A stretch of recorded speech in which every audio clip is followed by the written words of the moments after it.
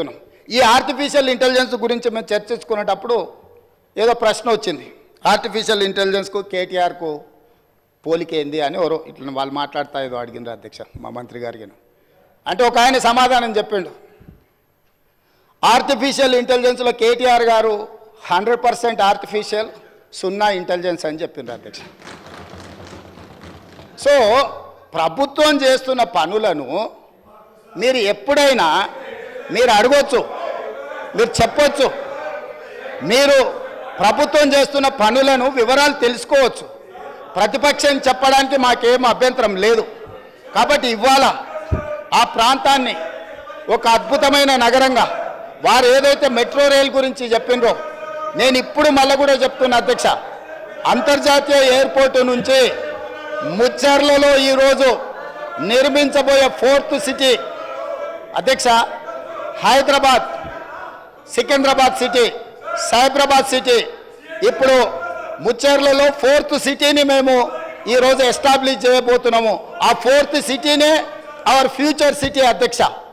ఈ Hyderabad city, Secunderabad city, Cyberabad city is equal to 4th city. 4th సిటీనే our future city అధ్యక్ష. ఇవాళ అంతర్జాతీయ ఎయిర్పోర్ట్ వరకు మెట్రో తేవడమే కాదు, అంతర్జాతీయ ఎయిర్పోర్టు నుంచి ముచ్చర్లలో నిర్మించబోయే ఒక గొప్ప నగరానికి మెట్రో రైల్ రవాణా సౌకర్యాన్ని కూడా ఏర్పాటు చేసి ప్రపంచమంతా ఎక్కడ పెట్టుబడులు పెట్టాలి అని అంటే అక్కడికి వచ్చి పెట్టుబడులు పెట్టాలి.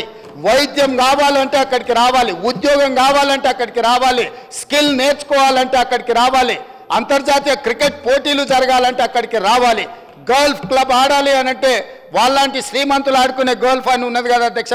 మాకు తెలియదు, మేము ఊర్ల నుంచి వచ్చిన వాళ్ళం, కానీ వాళ్ళ శ్రీమంతుల కోసం పెట్టుకునే గోల్ఫ్ ఉంది కదా అధ్యక్ష.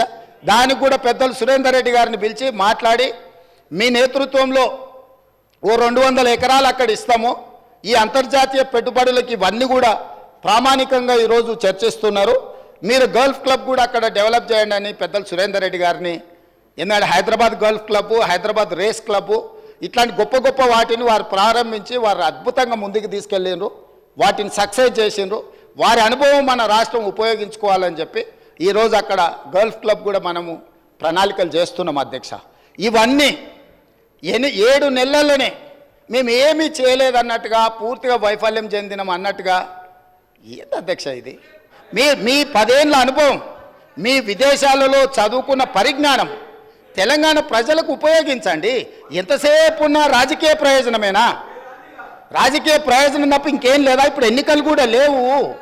నేను మిత్రుడికి చెప్తున్నా, ఎన్నికలు అయిపోయినాయి, అసెంబ్లీ అయిపోయింది, పార్లమెంట్ అయిపోయింది, ప్రజలు ఒక తీర్పు